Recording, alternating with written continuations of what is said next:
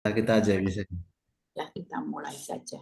Ya, mau tunggu Bu Siska 2 menit lagi, lewat 10, lewat 40. Iya, tapi sepertinya nggak ada lagi. Ya, tapi Di grup nggak ada responnya. sudahlah, kita mulai aja ya. Selamat malam, Romo Manai. Ya, malam Bu. Selamat datang di lingkungan Stefanus 6. Selamat malam, Bapak Ibu terkasih, umat lingkungan Stefanus 6 yang sungguh luar biasa. Ya. Oke, malam hari ini kita masuk ke pertemuan BKSN yang keempat dengan tema Allah sumber harapan karena kerahimannya. Tanpa berpanjang lebar, mari kita memulai acara pada malam hari ini. Silakan Pak Teo untuk lagu pembukanya.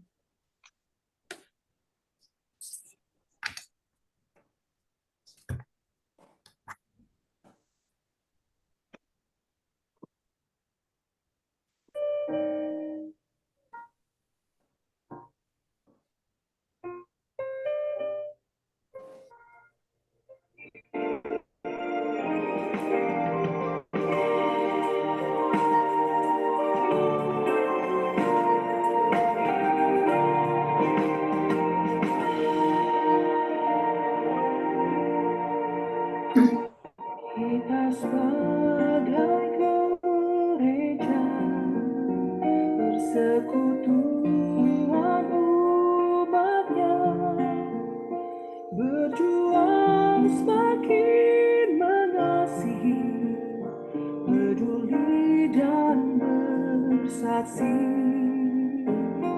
Kami diberkati, dipecah dan dibagi, kita wartakan kasih di setiap sendi kehidupan. Berdirilah teguh dan janganlah goyah. Ingatlah selalu dalam pekerjaan Tuhan Allah. Marilah bersatu, bergerak bersama demi tanah air Indonesia kita tercinta.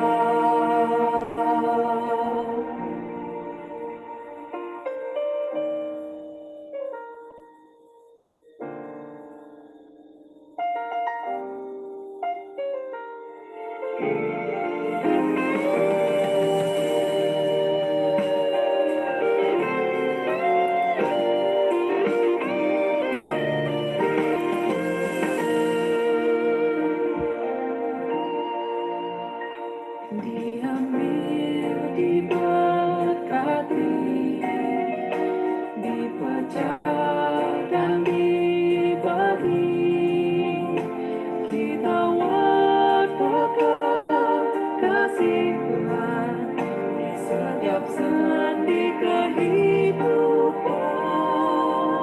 Berdirilah teguh dan janganlah goyah.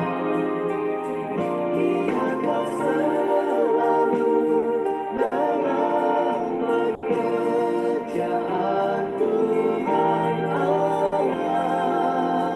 Marilah bersatu,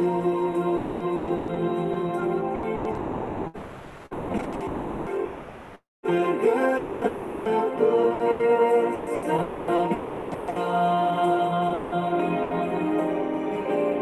demi tanah air kita tercinta. Berdirilah teguh dan jangan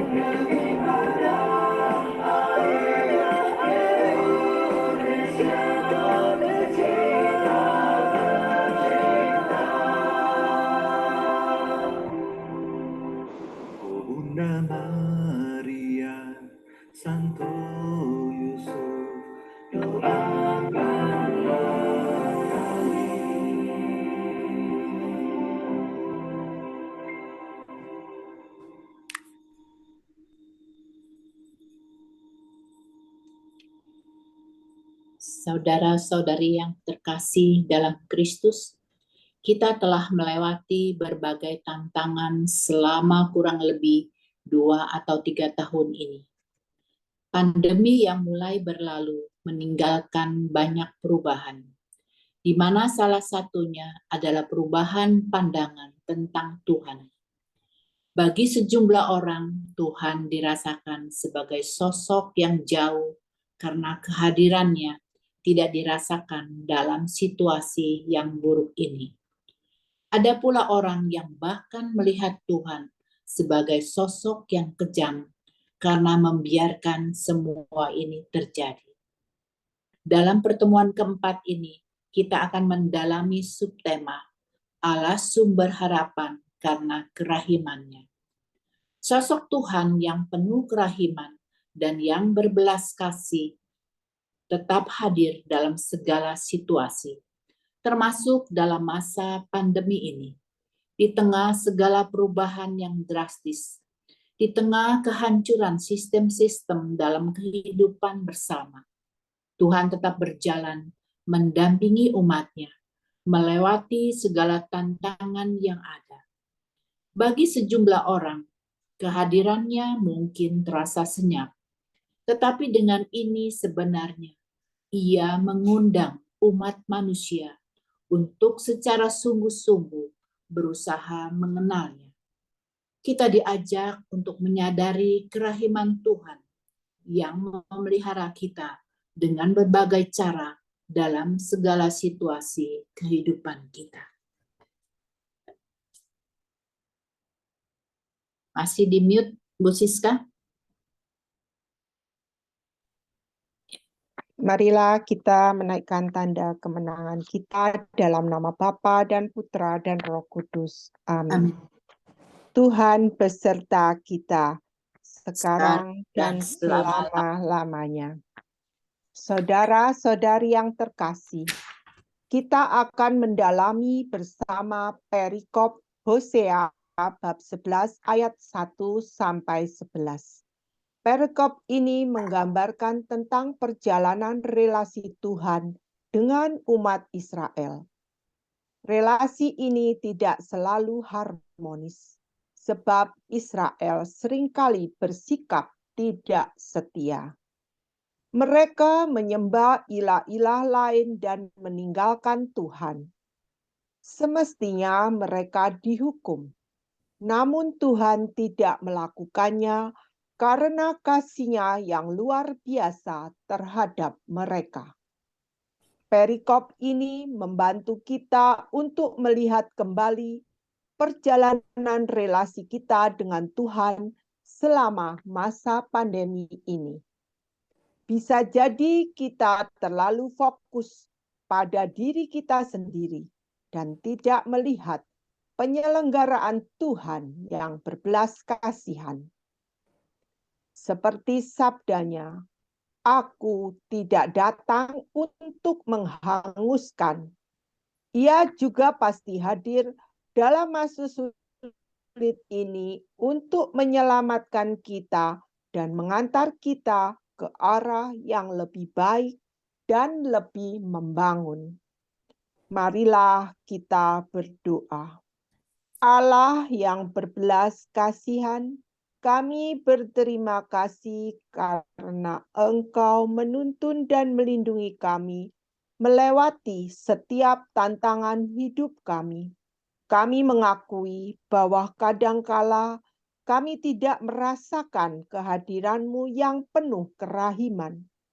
Bukalah hati kami agar kami selalu mengalami bahwa Dikau selalu menarik kami dengan ikatan kasih-Mu, sehingga kami pun dapat membalas kasih-Mu itu dengan saling menolong di antara kami. Demi Kristus, Tuhan dan pengantara kami, yang hidup dan berkuasa bersama Dikau dalam persekutuan dengan Roh Kudus, Allah sepanjang segala masa. Amin. Amin. Silakan Romo. Baik Bapak Ibu, saudara-saudari, Mari kita lanjutkan dengan membaca dan merenungkan firman Tuhan dari kitab Nabi Hosea.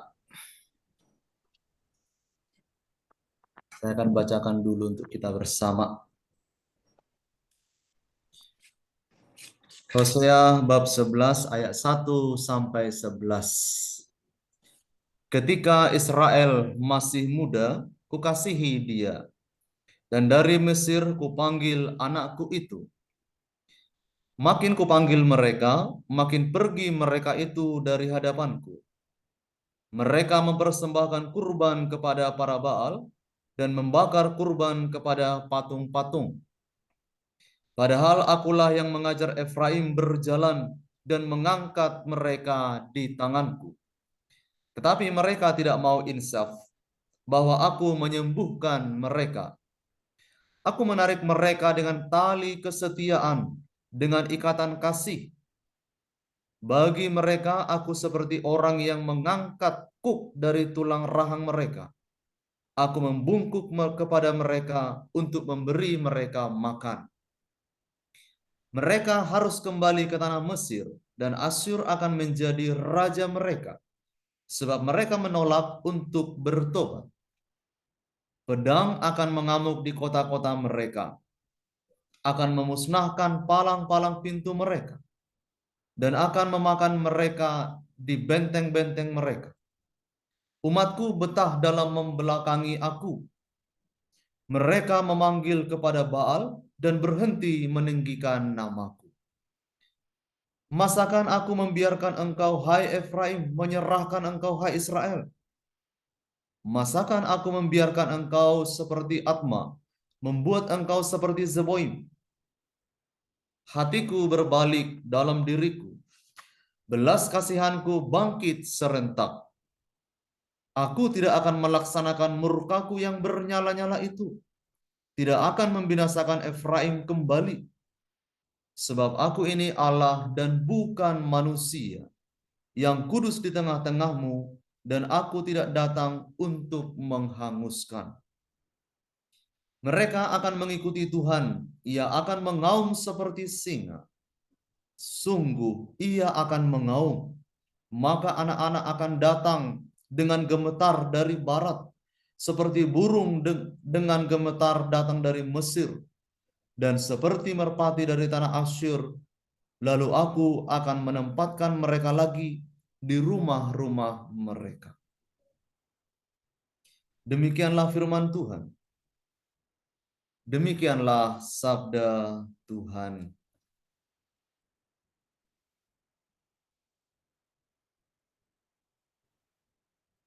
Saudara-saudari yang terkasih, mari kita mengheningkan diri sejenak, kita meresapkan perikop yang baru saja saya bacakan ini. Nanti saya minta Anda untuk membacakan juga supaya kita bersama-sama lebih meresapi alur dari pewartaan Nabi Hosea ini kepada kita bersama.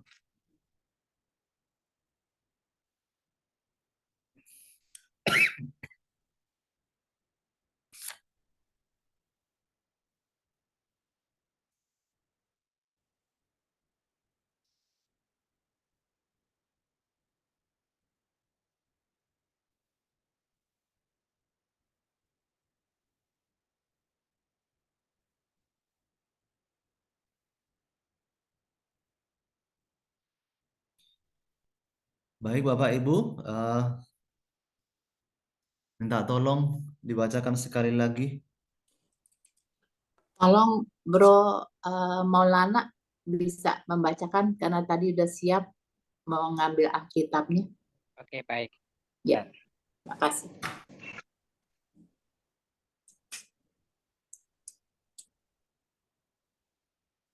Hosea bab 11 ayat 1 sampai dengan 11. Bab 1 ayat Bab 11 ayat bab 1 ya. Bab 11 ayat betul. 1 ya, ayat 1 sampai dengan 11. Oke, baik. Ya. Ketika Israel masih muda, kukasihi dia, dan dari Mesir kupanggil anakku. Makin kupanggil mereka, makin pergi mereka itu dari hadapanku. Mereka mempersembahkan korban kepada para Baal dan membakar korban kepada patung-patung. Padahal akulah yang mengajar Efraim berjalan dan mengangkat mereka di tanganku. Tetapi mereka tidak mau insaf bahwa aku menyembuhkan mereka. Aku menarik mereka dengan tali kesetiaan, dengan ikatan kasih. Bagi mereka aku seperti orang yang mengangkat hook dari tulang rahang mereka. Aku membungkuk kepada mereka untuk memberi mereka makan. Mereka harus kembali ke tanah Mesir, dan Asyur akan menjadi raja mereka, sebab mereka menolak untuk bertobat. Pedang akan mengamuk di kota-kota mereka, akan memusnahkan palang-palang pintu mereka, dan akan memakan mereka di bentang-bentang mereka.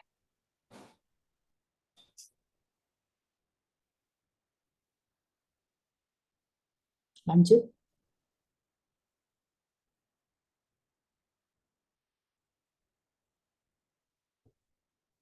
Masakan aku membiarkan engkau, hai Efraim, menyerahkan engkau, hai Israel.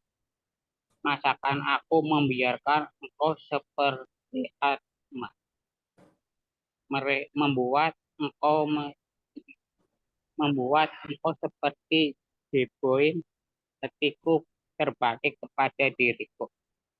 Belas kasihanku bangkit serentak. Aku tidak akan melaksanakan murkaku yang menyala-nyala itu. Tidak akan membinasakan Efraim kembali. Sebab aku ini Allah dan bukan manusia yang kudus. Di tengah-tengahmu aku tidak datang untuk menghanguskan. Mereka akan mengikuti Tuhan. Ia akan mengaum seperti singa. Tunggu, ia akan mengaum. Maka anak-anak akan datang dengan gemetar dari barat. Seperti burung dengan gemetar datang dari Mesir. Dan seperti merpati dari tanah Asyur. Lalu aku akan menempatkan mereka lagi di rumah-rumah mereka. Demikianlah firman Tuhan. Syukur pada Allah.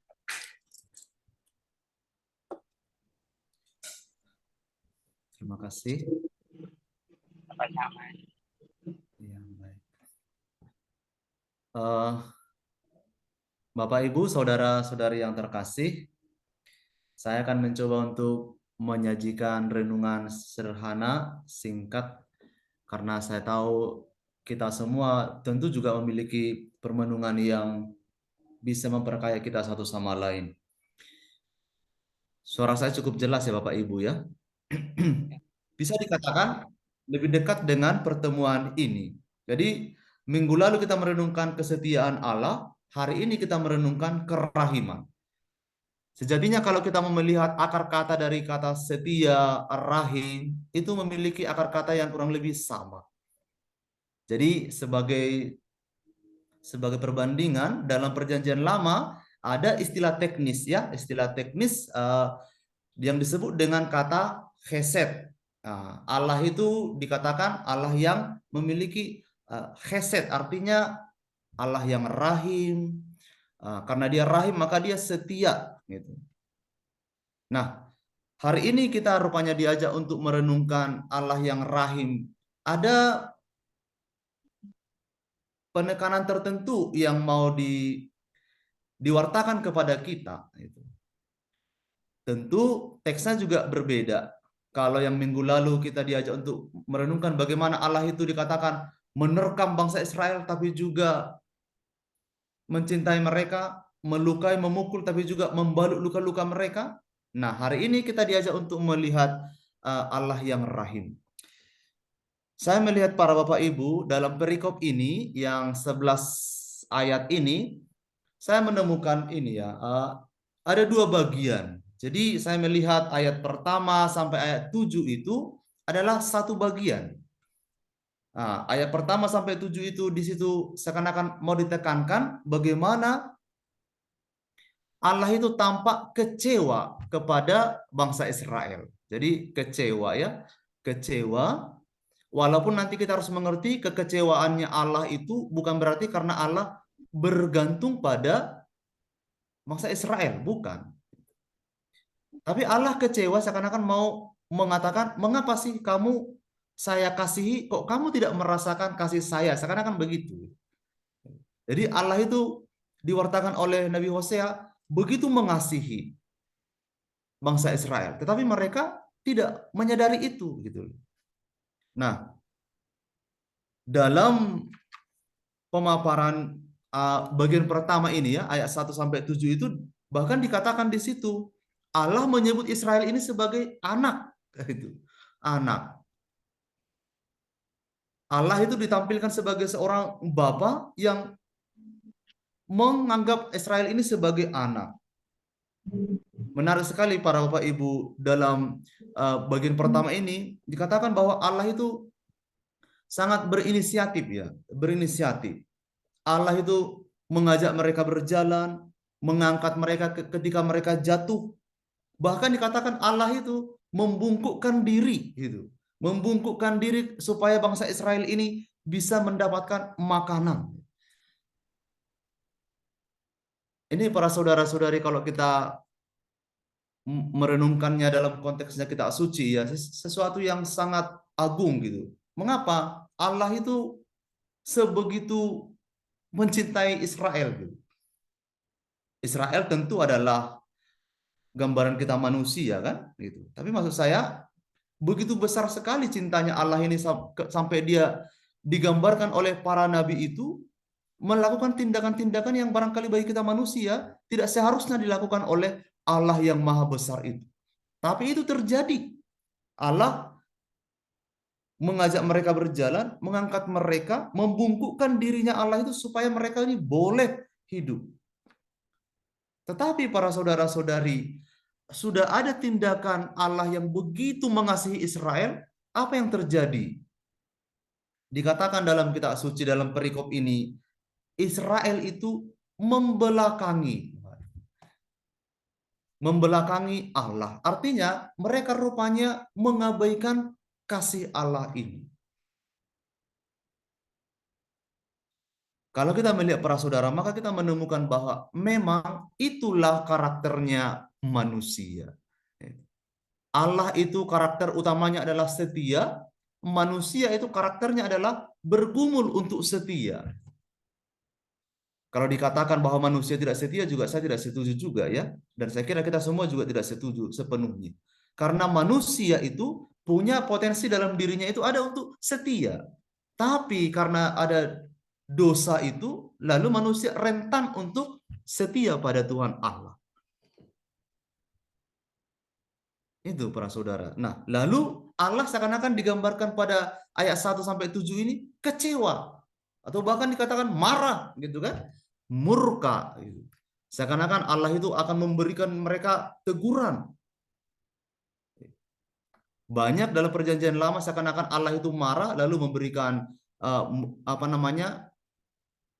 perang, penderitaan, wabah sehingga bangsa itu seakan-akan menderita. Tapi para saudara-saudara yang terkasih, menarik. Saya kira Anda semua juga tadi merasakan sendiri. Dalam ayat 8 sampai 11 itu indah sekali bahwa Allah dengan bahasa retoris itu dituliskan oleh Nabi Hosea, "Masakan aku membiarkan engkau hai Efraim, menyerahkan engkau hai Israel." Jadi seakan-akan Allah itu memang dia kecewa karena orang ini tidak setia, tapi dia juga tidak bisa mengingkari dirinya.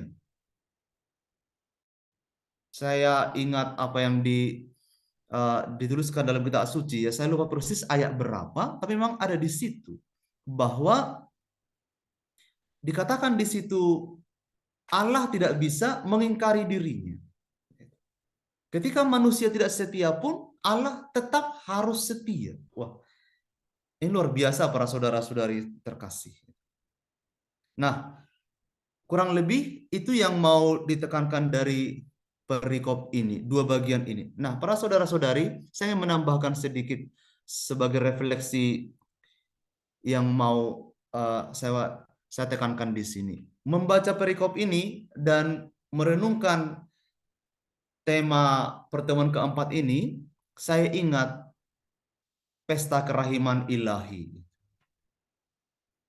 Saya kira kita semua juga mengingat, bukan? Pesta kerahiman ilahi minggu kedua sesudah Paskah. Pesta kerahiman ilahi itu diajarkan oleh atau dimulai oleh Santo Yohanes Paulus II dengan ajaran dari Santa Faustina, kerahiman ilahi. Lalu ketika ditanya apa urgensinya kerahiman ilahi ini, lalu beliau mengatakan bahwa iya, kita perlu merayakan kerahiman ilahi. Artinya Allah yang rahim itu perlu sekali untuk kita rayakan sebagai sumber sukacita bagi kita manusia. Rahim, Allah yang rahim. Nah, saya merenungkan para saudara-saudari bertolak dari kerahiman ilahi itu. Yang mau diwartakan sebenarnya adalah Allah itu tidak punya batas kesabaran, batas untuk mengasihi manusia. Rahim itu, Allah yang rahim itu perlu kita rayakan karena sangat menarik bahwa rahim para saudara, sebagaimana kita tahu dari arti katanya, rahim itu adalah tempat memberi kita perlindungan, tempat yang memberikan kita kehidupan, memberi kita kehangatan, memberi kita pertumbuhan. Itu. Menerima dengan tanpa syarat, menjaga dan memelihara hidup kita. Bagaikan bayi janin ya di dalam rahim seorang ibu itu hidup, itu aman, nyaman. Nah, para saudara-saudari, ketika Allah digambarkan sebagai Allah yang rahim dan kerahiman itu mau kita rayakan, sungguhnya ini adalah suatu rahmat bagi kita bahwa iya, Allah yang rahim itu berarti memberi kita kemungkinan untuk hidup, untuk bertumbuh, untuk berkembang.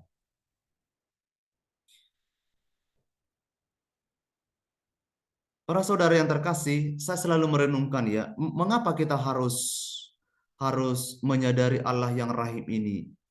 Karena Allah itu ingin memberikan kita kesempatan.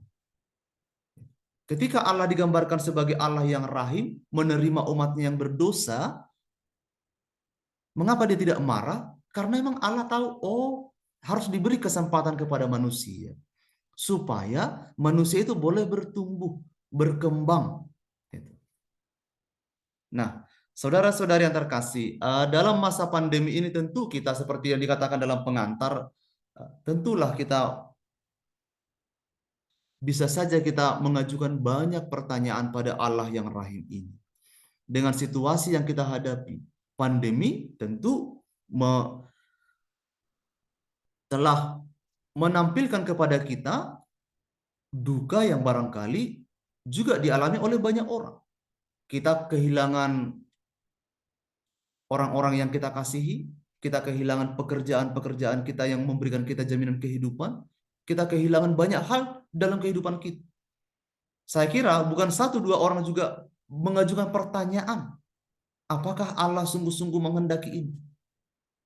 Tapi para saudara-saudara yang terkasih, kalau kita mau rendah hati sungguh-sungguh di hadapan Tuhan, sejatinya kita akan bisa melihat betapa rahimnya Allah di balik semuanya ini. Betapa Tuhan itu sejatinya ingin mengajar kita juga betapa ada rencana yang lebih indah dari apa yang sedang kita rasa kecewa di hadapan Tuhan. Satu surat ditulis oleh gereja pada masa pandemi itu mengatakan bahwa dalam masa pandemi ini kita semua, siapapun, lintas usia, lintas profesi, lintas jabatan, lintas teritorial, kita semua ini rentan pada kematian di hadapan pandemi ini. Tetapi di balik itu semua, kita juga mengalami kerahiman Allah yang besar. Nah, saudara-saudari yang terkasih, sebagaimana yang saya sampaikan tadi bahwa ini mau mewartakan kepada kita, mengajak kita untuk merasakan kembali kerahiman Allah itu. Allah memang tidak butuh dikasihi oleh manusia, tetapi manusia lepas dari Allah, manusia lepas dari kerahiman Allah, manusia binasa. Jadi kita yang butuh Allah, kita yang butuh kerahiman Allah. Semoga para saudara-saudari kita selalu hidup dalam kerahiman Allah ini. Terima kasih, itu yang saya sampaikan dulu pada saat ini.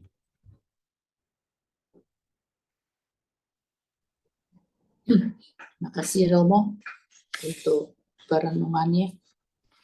Setelah kita membacakan kitab suci, bagaimana kita membaca dari kitab Nabi Hosea untuk menjawab tema kita, subtema pada malam hari ini, yaitu Allah sumber harapan karena kerahiman. Di situ tadi Romo menekankan bagaimana kerahiman Allah itu sungguh-sungguh satu hal yang penting, di mana umat diajak untuk masuk dalam perlindungannya, untuk memperoleh hidup, untuk memperoleh kita dimampukan untuk berkembang dan juga bertahan di dalam masa pandemi ini. Begitu ya Romo? Iya, betul. Itu poinnya. Mungkin Bapak Ibu bisa ada yang mau sharing kan? Ya, silakan Bapak Ibu. Mari kita saling memperkaya satu sama lain.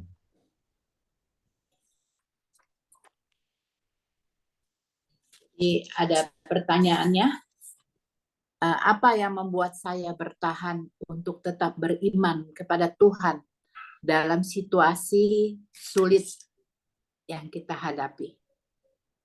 Situasi masa pandemi ini sungguh-sungguh sulit dari segala golongan. Jadi apa yang Bapak Ibu dapat sharingkan? Tadi poinnya adalah kita masuk ke dalam kerahiman Tuhan supaya kita memperoleh hidup. Itu poin.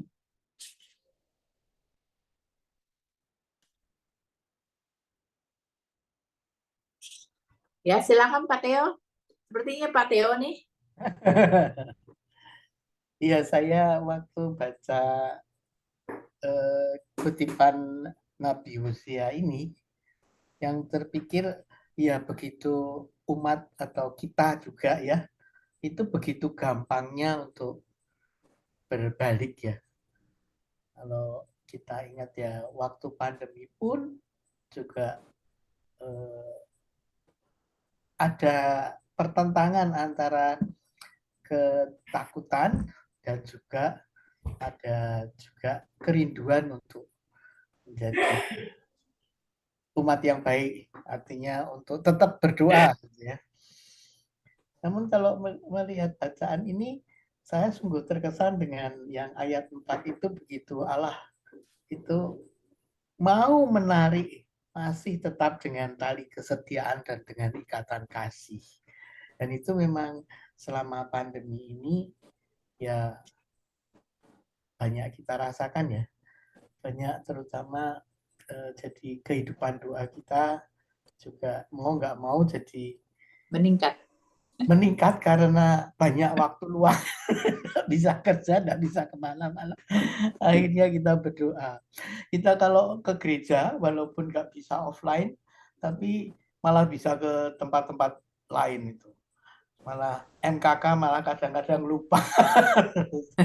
Bisa ke Bandung, bisa ke katedral. Ngaku dosa ya Pak. Iya. Gak apa-apa, yang penting mencari Tuhan kan. Iya. Betul, Romo. Bandung jadi favorit ya. Favorit ya, iya. Iya, Monsinyur Anton. Oh iya, apa ya, OSC ya? Iya.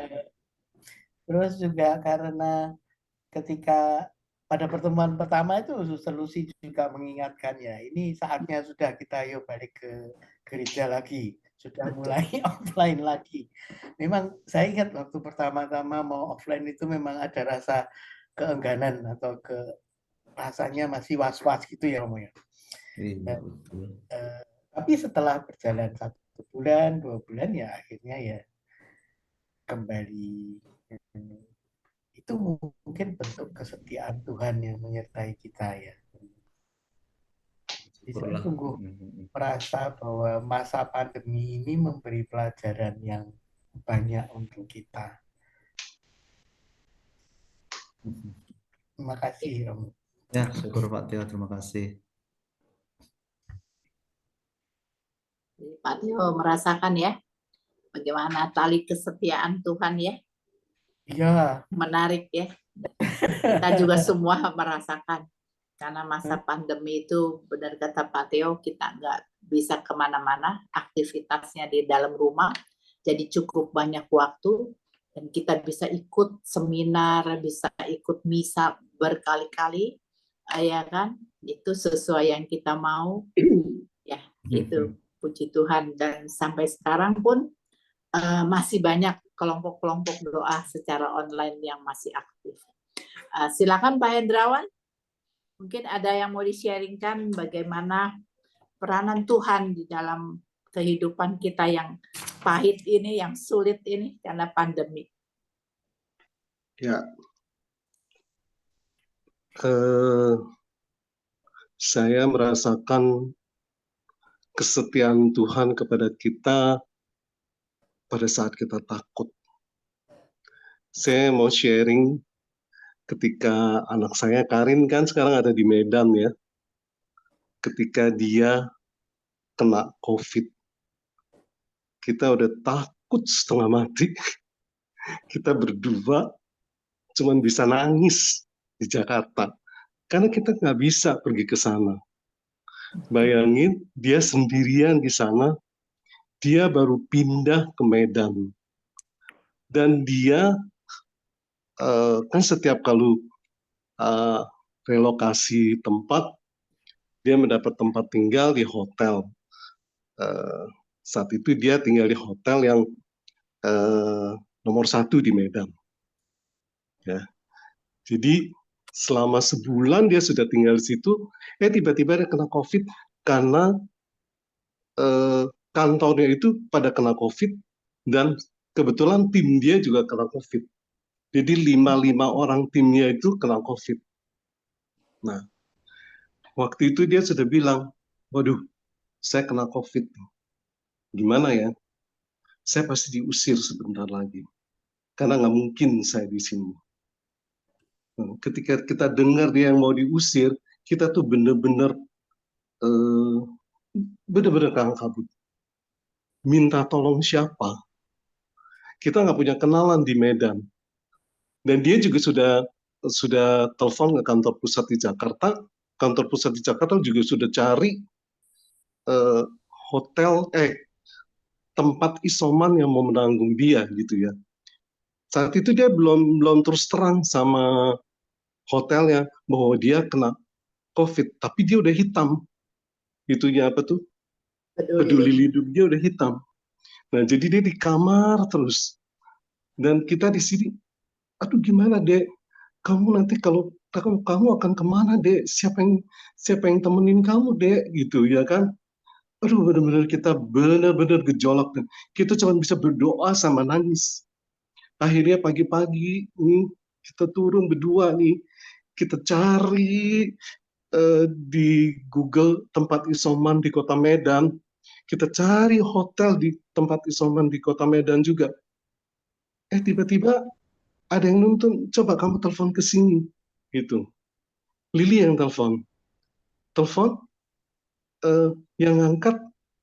Karena sekarang kan waktu itu kan udah nggak ada isoman lagi karena udah mulai reda ya waktu itu bulan Februari ya.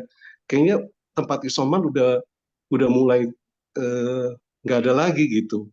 Nggak kayak waktu yang sekitar tahun 20 gitu ya. Ini kan tahun 21 bulan Februari. Tiba-tiba kita lihat di Google ada tempat isoman di hotel. Nah, kita telepon. kebetulan yang ngangkat salah satu stafnya. Kita tanya, itu boleh buat tempat isoman? Iya, tapi kita terima tempat isoman yang tidak berbahaya, yang orangnya masih sehat, yang orangnya cuman positif atau OTG gitu. Kita nggak terima yang sudah parah. Oh enggak, anak saya nggak kenapa-napa. Ini ada manajer saya, coba tanya aja sama manajer saya. Puji Tuhan, orangnya baik banget, bener-bener baik. Dia bilang, ya udah Bu, anaknya kesini aja, gitu. Boleh kok, saya terima di sini. Itu hotel apa namanya, saya lupa ya, Putra apalah gitu. Udah, kita bilang ke si Karin, Karin ada tempat di situ, ya. Kamu bisa gak nyetir mobil sendiri? Bisa, Ma. Aku bisa nyetir mobil sendiri.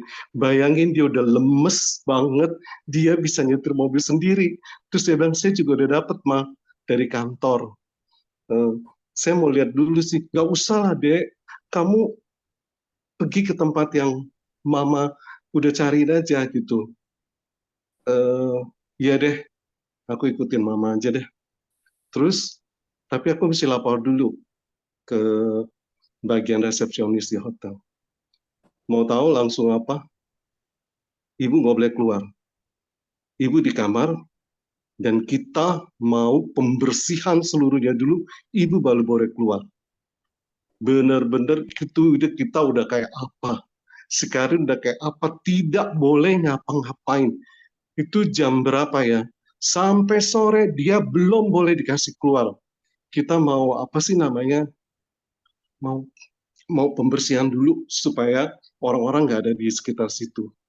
Saya nggak usah sebutin lah, hotelnya pokoknya hotel nomor 1 di Kota Medan. Padahal Karin udah tinggal di situ hampir 2 bulan. Jadi ibu nggak boleh keluar, ibu harus di dalam kamar terus, nanti petugas yang nganter ibu ke tempat mobil ibu. Bayangin, kita nggak tambah terkejut, dia udah lemes, udah apa-apa, dia cuma bisa bilang, "Pak, Ma, kok lama banget ya? Aku belum disuruh-suruh keluar." Dia cuman fotoin kopernya, dia fotoin apanya. Itu kan bikin kita sedih. Kita cuma bisa nangis saja di Jakarta. Karena kita nggak bisa ngapa-ngapain, kita pergi ke sana juga kita nggak boleh ketemu dia kan. Gitu. Akhirnya keluar juga. Kita cuma bilang gini aja, Dek, waktu itu kamu bilang kan ketika Jokowi nginep, kamu cepet-cepet disuruh, ayo pergi, ayo, cepetan, mau berangkat, sebentar lagi Pak Jokowi udah mau sampai, gitu. Kamu anggap aja kayak Pak Jokowi, gitu. Kita menghibur dia supaya dia nggak patah semangat. Nah, akhirnya dia diantar sama petugas yang ke bawah, ke mobil, sampai di mobil tidak boleh mampir kemana-mana. Tapi petugasnya baik banget, Bu. Jangan patah semangat ya, Bu. Ibu, bisa jalan sendiri? Bisa. Dia pergi dengan udah lemes, dengan badan yang udah lemes, dia pergi ke hotel yang isoman itu dan disambut dengan baik sama manajer yang perempuan itu, dan dikasih tempat tinggalnya di lantai berapa saya lupa, tapi dia tidak dibersihkan, tidak diapa, cuman bersihin sendiri gitu. Dan kita berdoa sama Tuhan, Tuhan terima kasih, Tuhan ada yang masih nunjukin saat itu bahwa anak saya masih bisa punya tempat, ada yang punya hati untuk doa anak saya. Benar-benar saat itu kita rasakan kesetiaan Tuhan sama kita. Kita cuma bisa berdoa, kita nggak bisa berbuat apa-apa. Karena kita pergi ke sana pun juga kita percuma. Saya udah bilang sama Lili, saya mau pesen tiket, langsung saat ini juga saya mau pergi. Kamu pergi juga nggak bisa ngapa-ngapain, nggak boleh jagain dia, nggak boleh ngapain dia. Akhirnya dia dapat tinggal di situ, dan percobaan masih belum selesai. Ketika dia sudah negatif, saat itulah dia masuk ke rumah sakit karena kena asmanya. Aduh, benar-benar kita tambah apa ya? Tapi kita cuma berdoa. Untung dia cuma 3 hari masuk rumah sakit. Begitu dia sehat, dia pulang. Dia masih dia udah dapat kos, udah tinggal di tempat kosnya, dan ibu kosnya bilang, udah kamu udah boleh masuk ke sini aja langsung gitu. Waktu itu sebenarnya kamu ke sini aja, isoman nggak apa-apa, tapi kan si Karing nggak enak ya. Memang sih tempat kosnya bukan tempat kos seperti ruko, tapi seperti pavilion, jadi nggak berhubungan sama orang lain gitu. Gak apa-apa, di sini kan tempatnya terbuka gitu. Kata si Karin, saya mana tahu kalau ibu mau terima saya gitu. Cuman percobaannya masih belum selesai, dia udah negatif, malah dia masuk rumah sakit gara-gara dia sesak napas. Tapi kita merasakan pertolongan Tuhan nggak pernah terlambat. Kesetiaan Tuhan kepada kita juga nggak pernah terlambat. Dan kita hanya bisa berdoa sambil berusaha. Itu di masa pandemi yang keluarga kita merasakan. Yang kita nggak bisa melupakan benar-benar. Itu sharing saya bahwa kesetiaan Tuhan kepada kita benar-benar kita rasakan. Terima kasih. Terima kasih Pak Hendra. Gimana tanggapannya Romo? Silakan. Iya, luar biasa lah. Iya, baik Bapak Ibu. Jadi memang ya luar biasa emang kesetiaan Tuhan itu ya.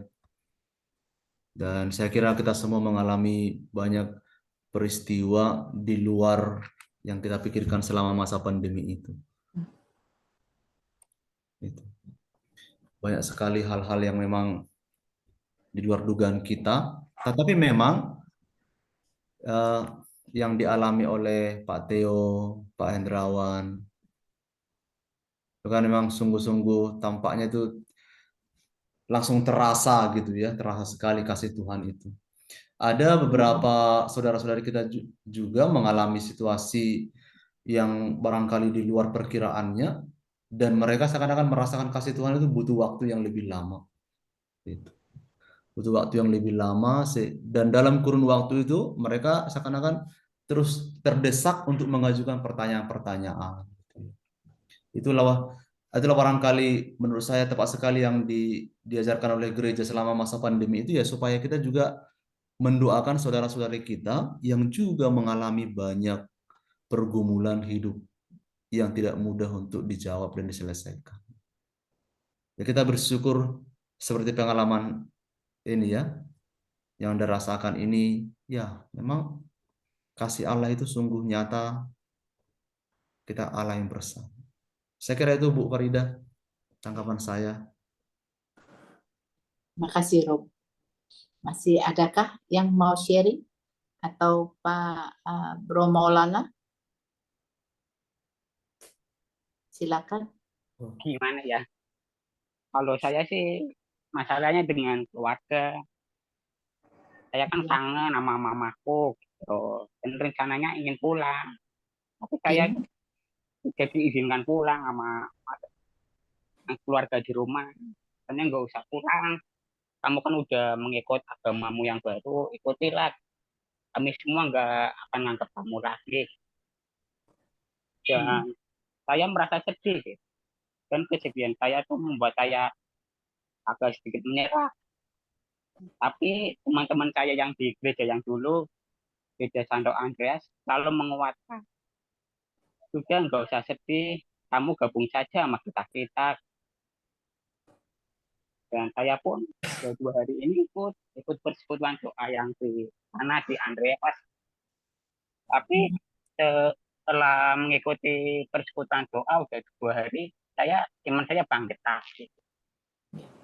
Ya gitu sih, gitu aja Bu Farida. Ya Bro Maulana. Saya juga dengan tim saya masih mendoakan Bro tiap malam ya. Itu memang yang penting kan sudah sungguh-sungguh merasakan pemeliharaan Tuhan ya, yang Bro rasakan. Untuk persoalan yang lainnya bertahap, karena tadi katakan sama Romo, ada juga yang memang cepat dijawab oleh Tuhan, ada juga yang memang butuh waktu gitu. Yang penting di sini kita juga harus bersabar, kita harus tetap setia, begitu, ya. Iya, iya Bu. Pasti hati seorang ibu tuh pasti terima kamu, Iya. pasti. Kalau mama masih menerima, tapi tetangga-tetangganya tuh akan benci banget sama saya tuh.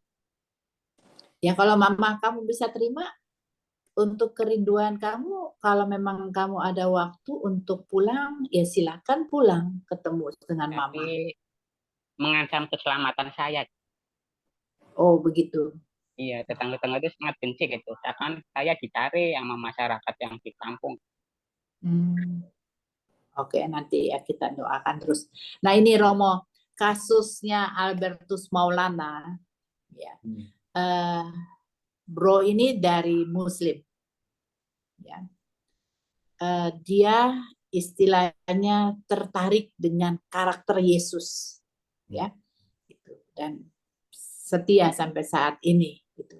Nah ini memang yang perlu kita dukung terus. Menurut saya kita support terus. Gimana solusinya Romo? Keluarganya menolak karena Albertus Maulana memilih Kristus. Ya, kalau saya yang mau saya sampaikan ya sabda Yesus sendiri gitu. Jadi ya bukan pertama-tama pemikiran saya ya, tapi apa yang dikatakan oleh Yesus sendirilah bahwa barang siapa yang ingin mengikuti aku, ia harus ya menyangkal dirinya, memikul salibnya, lalu mengikuti aku. Tentu salib kita masing-masing kan berbeda sesuai bobot masing-masing. Tapi yang mau dikatakan adalah bahwa Yesus memang adalah jalan kebenaran dan hidup. Maka setiap pilihan punya konsekuensi masing-masing. Tapi percayalah bahwa setiap pilihan yang bukan semata-mata karena pilihan ego kita itu akan berakhir dengan sangat indah.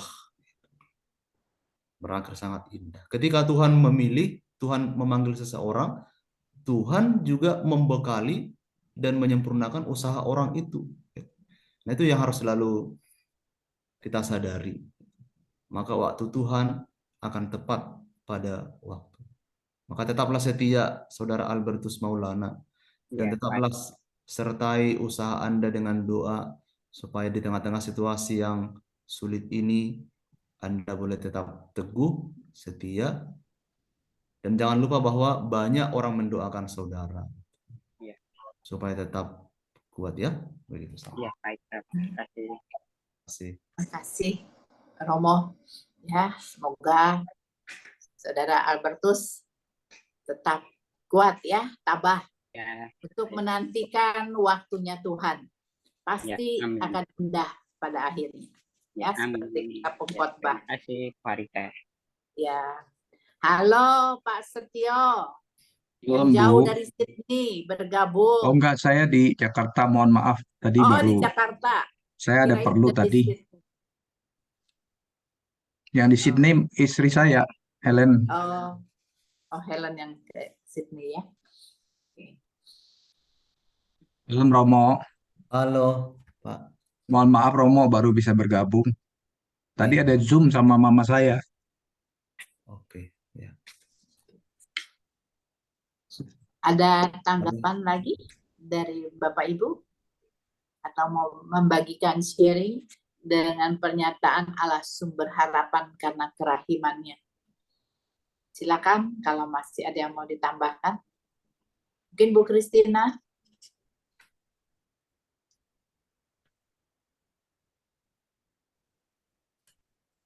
Enggak ya, sepertinya belum Bu Farida. Oke, terima kasih. Pak Bikarya. Jadi di absen nih satu-satu.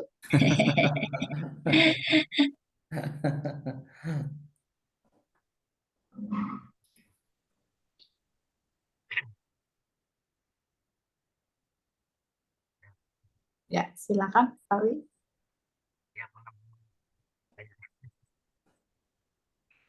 Kalau yang saya alami selama pandemi ya Kurang keras. Kurang keras, Pak. kurang keras ya. Ya. Kurang dekat mic-nya. Ya. Jadi selama pandemi itu saya ada berapa kali ya? Yang sekitar saya itu kena apa namanya? Kena COVID. Jadi mau tak mau saya terpaksa harus ikut PCR untuk melihat apakah saya tuh positif dan negatif. Itu yang saya pernah alami. Jadi ada beberapa kali dari keluarga ya, waktu itu yang kena mantu saya sama cucu, sudah itu putra saya, kemudian ponakan, jadi sama-sama pergi satu mobil kena lagi. Jadi puji syukur Tuhan masih melindungi ya. Jadi selama itu PCR-nya negatif. Itu yang benar. Jadi saya masih bersyukur Tuhan masih melindungi. Itu pengalaman yang saya alami. Terima kasih Bu Frida dan Romo Manaik. Ya, makasih Pak sharingnya. Terima kasih Pak Wi. Bu Siska, seksi liturgi kita ini Oh ya, mari Bu. kaya dengan pengalaman. Pastilah. Selamat malam, Romo Malam, Bu. Manaik. Selamat Mari. malam, Ibu Bapak semuanya. Dalam pengalaman saya, sepanjang masa pandemi ini, saya merasakan Tuhan benar-benar mengasihi kami semua satu keluarga di dalam keadaan yang mencekam selama beberapa saat. Kami juga banyak mengalami hal di mana sulit, ada yang mengalami kesulitan mencari pekerjaan. Pada saat itu, anak saya yang pertama karena kondisi COVID yang begitu mencekam sehingga dia tidak bisa bekerja. Namun Tuhan tetap pelihara kami. Walaupun dalam keadaan seperti itu, kami tetap masih bisa hidup secara biasa saja tanpa ada sesuatu kendala apapun dalam menghadapi, walaupun ada yang kehilangan pekerjaan, sempat mengalami COVID juga, dan dia memang tinggal di rumah tapi di kamar terpisah, terus juga mengalami hal-hal di antara teman kerjanya ketika dia harus berangkat sendiri di Thailand 2 bulan dengan teman-teman yang banyak terkena COVID, tapi dia diluputkan ketika berada di sana jauh dari rumah. Teman-temannya sudah banyak yang kena, dan dia mengatakan kepada saya, memang ada rasa kekhawatiran seperti tadi yang dialami oleh Pak Hendra, jauh dari rumah, dan di situ kan tidak keluar-keluar di satu tempat yang mana di satu lokasi syuting teman-temannya banyak yang kena, dan kita ya dari jauh hanya bisa mendoakan saja. Tapi ya puji Tuhan, walaupun dikepung dengan banyak teman yang tidak bisa bekerja, dia masih bisa bekerja. Ya, di antara anak-anak saya ada yang kena, tapi ya begitu bisa disembuhkan dalam waktu singkat, segala sesuatunya dimudahkan. Pekerjaan, walaupun kehilangan pekerjaan itu pun kita itu nggak sampai kekurangan gitu, masih bisa. Inilah Tuhan begitu baik di dalam keadaan yang sangat mencekam itu. Kita itu diberi jalan keluar, selalu ada. Jadi melalui doa-doa kita tetap dikuatkan dalam setiap kesulitan. Saya kira Bapak Ibu di sini pasti juga banyak yang mengalami tadi seperti itu. Tetapi kita itu dengan tetap setia kepada Tuhan, kita pasti Tuhan dengarkan dan memberikan jalan keluar. Dan kita memang tidak tidak mengalami kemudahan aja. Kita diberi satu percobaan begini, tapi Tuhan memberikan jalan keluar, itu saja. yang membuat kita semakin kuat. Begitu Bu Farida sharing saya. Terima kasih. Terima kasih, Bu Terima Francisca. kasih, Sister. Oke. Kiranya ada lagi yang mau ditambahkan atau dari Romo? Iya, baik. Saya langsung ingat tadi ya. Jadi memang terlepas dari sharing-sharing kita Bapak Ibu ya, sangat memperkaya kita. Saya lalu teringat ini ya, bahwa kerahiman Allah itu memang menjadi dasar bagi kita untuk bisa berharap, ya kan? Berharap. Karena kita tahu bahwa Allah itu pasti pasti memberikan perlindungan kepada kita, pasti menganugerahkan penyertaan pada kita, pasti menuntun kita, membimbing kita. Lalu kita bisa berharap, oh, ke depannya saya akan tetap bisa berjalan. Akan tetap saya bisa meneruskan hidup saya. Karena saya tahu saya tidak sendiri. Saya pasti bersama dengan Tuhan. Gitu. Memang itulah barangkali yang juga harus selalu menjadi gaung dari kehidupan kita sebagai orang Kristiani kan. Ya, kita harus tetap bisa memastikan diri kita bahwa kita tidak pernah dilupakan oleh Tuhan. Bahwa kita tidak pernah diabaikan oleh Tuhan. Seperti dikatakan Ibu Francisca ya, memang ada hal-hal tertentu yang membuat kita seakan-akan dimurnikan iman kita kan. Diberi tantangan barangkali, diberi pencobaan, diberi ketakutan, diberi sesuatu yang membuat kita itu sampai berada bahkan pada titik nol kehidupan kita. Dan pada saat itulah kita seakan-akan disuruh memilih gitu ya. Memilih mana, meninggalkan Allah atau tetap berpegang pada Tuhan. Nah, saya ingat bahwa kata iman itu kalau dalam bahasa kitab suci kan, di dalam bahasa Ibrani berasal dari kata iman, amen, itu ya. Artinya arti katanya sebenarnya adalah berlindung pada Tuhan gitu. Jadi setiap kali kita mengatakan iman, amin, amen, itu sebenarnya kita mengatakan, ya saya mau memutuskan untuk berlindung pada Tuhan. Nah, dalam situasi yang tampaknya kita tidak punya perlindungan pun, kita memutuskan untuk, ya saya mau berlindung pada Tuhan. Sebenarnya sangat sangat luar biasa para saudara. Gitu. Jadi pandemi dan masih banyak hal yang lain ke depan, tentu kita tidak tahu persis, itu ya. Apalagi dengan isu-isu global sekarang kan, wah masih sangat tampaknya masih akan gelap ke depan. Tetapi kita mau berjalan. Seakan-akan kita dipanggil ya, seperti bapak kita Abraham kan, berjalan dalam iman, berjalan dalam kegelapan. Nah, para saudara-saudari, itulah hidup kita sebagai orang Kristiani. Nah, mari kita terus menyadari kerahiman Allah ini dan mari kita terus berharap berjalan terus di jalannya Tuhan. Itu tambahan dari saya, Bu Farida. Terima kasih. Terima kasih, Romo. Semoga kita benar-benar tetap setia dan mau mengandalkan Tuhan dalam hidup kita. Kita akan masuk ke dalam doa umat. Doa umat ini spontan bagi Bapak Ibu yang tergerak, dipersilakan untuk berdoa.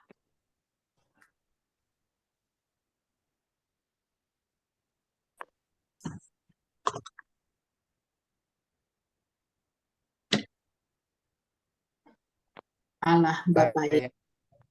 Ya, silakan Albert. Siapa? Bapak Theo? Ya, silakan Pak. Terima kasih Bapak atas kesempatan selama bulan kitab suci ini. Kami boleh mengerti apa bacaan Ayub berikan kepada kami dengan bimbingan para pemandu. Dan khususnya pada hari ini, Romo sudah memberi kita pencerahan betapa Engkau yang Maha Rahim, Engkau yang setia. Semoga Engkau juga mau menyertai kami semua di dalam lingkungan Stefanus 6 ini, sehingga kami selalu merasa dalam persaudaraan, dalam kekeluargaan, walaupun kadang-kadang kami belum bisa berjumpa, bertemu, namun tetap bersama dalam kasih Tuhan, kasih-Mu sendiri. Kami mohon, Kabulkanlah doa Kabulkanlah doa kami. kami ya Tuhan. Bapa yang Maha Kasih, sentuhlah sahabat-sahabat kami di lingkungan Stefanus 6 yang sedang sakit berat atau ringan dengan tangan-Mu yang menyembuhkan, dan keluarkan segala sakit penyakit yang seharusnya tidak ada dalam diri mereka, akar semua sel yang tidak sehat. Biarkanlah api cinta penyembuhan-Mu melewati seluruh tubuh mereka untuk menyembuhkan mereka. Marilah kita mohon. Kabulkanlah doa kami ya Tuhan. ya Tuhan. Allah Bapa yang Maha Rahim, terima kasih ya Bapa untuk segala sabda yang Kau tanamkan ke dalam setiap hati kami, terutama di dalam pertemuan bulan Kitab Suci di bulan September ini ya Bapa. Ajarilah kami, agar kami semakin berani untuk mengandalkan Tuhan dalam menjalani kehidupan yang berat ini. Kiranya juga Tuhan, Kau tolong, Kau berikan keringanan, dan Kau bukakan segala persoalan yang mendera kehidupan warga umat lingkungan Stefanus 6, terutama yang sedang berjuang mencari pekerjaan, dan juga bagi yang mempunyai masalah di dalam keluarganya. Kiranya Allah Bapa menolong mereka, memberikan kelegaan bagi mereka. Kami mohon. Kabulkanlah doa kami ya Doa Tuhan. kami ya Tuhan. Tuhan, kami bersyukur atas kerahiman-Mu yang diwartakan oleh Nabi Hosea pada permenungan kami malam ini. Kami mohon ya Tuhan, nyatakanlah kerahiman-Mu bagi saudara-saudari kami yang diam-diam meninggalkan imannya akan Dikau. Semoga Engkau mengetuk hati mereka ya Bapa, agar mereka boleh kembali kepadamu dan boleh mengalami hidup rohani yang menyegarkan, yang menumbuhkan dan membuahkan kebaikan-kebaikan dalam kehidupan mereka. Marilah kita mohon. Kabulkanlah doa kami ya Ya Tuhan. Tuhan.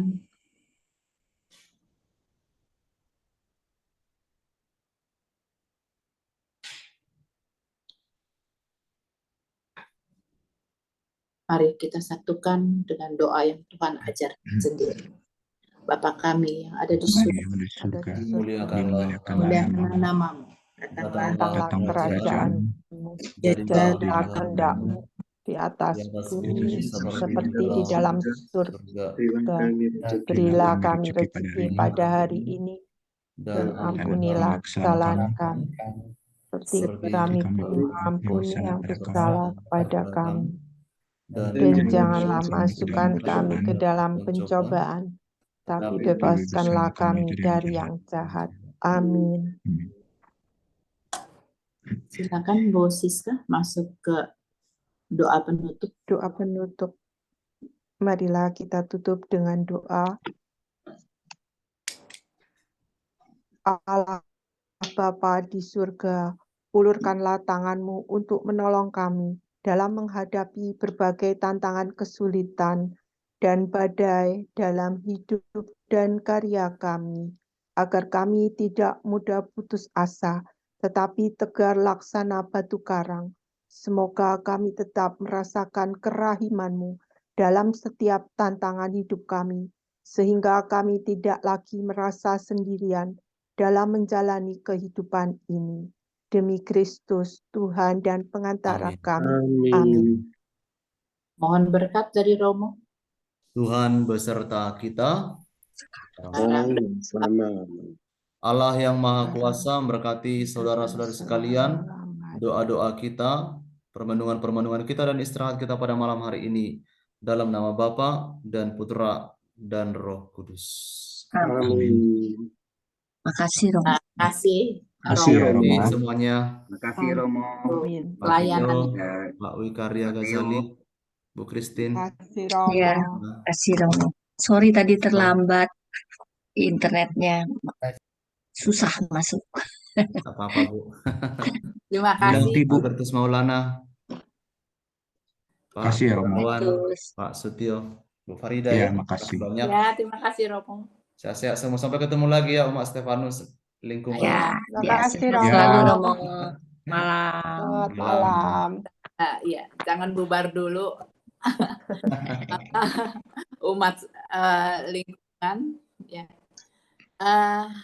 Kita kan kemarin udah rapat yang soal membuat prokar RRS ya, yang dimana semula kan kita jadwalkan setiap bulan, tapi ternyata dari Dewan ditolak ya karena prokar wilayah hanya 1 kali. Jadi saya ambil keputusan setelah rundingan dengan Bu Kristina dan Bu Siska, jadi kami ambil hanya 1 kali di bulan Agustus. Begitu tanggal 17 Agustus, jadi kita mencoba membuat rumah ramah sesama begitu dengan kegiatan di 17 Agustus. Waktu itu kita canangkan semula kan karena setiap bulan 200.000, jadi sekarang diambil 1 kali 2 juta begitu untuk Agustus ya. Nanti ini mungkin saya akan bicara dengan RT dari Blok F ya, karena ada 4 RT, kebetulan di sini hadir 1 RT ya. 1 RT. Ya, 1 RT. Begitu. Mungkin nanti bulan November lah baru saya kunjungan ke RT-RT yang lain ya, karena kan programnya rencananya nanti di Agustus begitu. Tapi kan saya kemarin juga ngobrol dengan Bu Siska, kalau kita langsung adakan 1 bulan di bulan Agustus itu, kemungkinan warga yang bukan Katolik kan responnya bingung kan, gitu. Kalau kita kan Katolik, saya udah ceritakan begitu.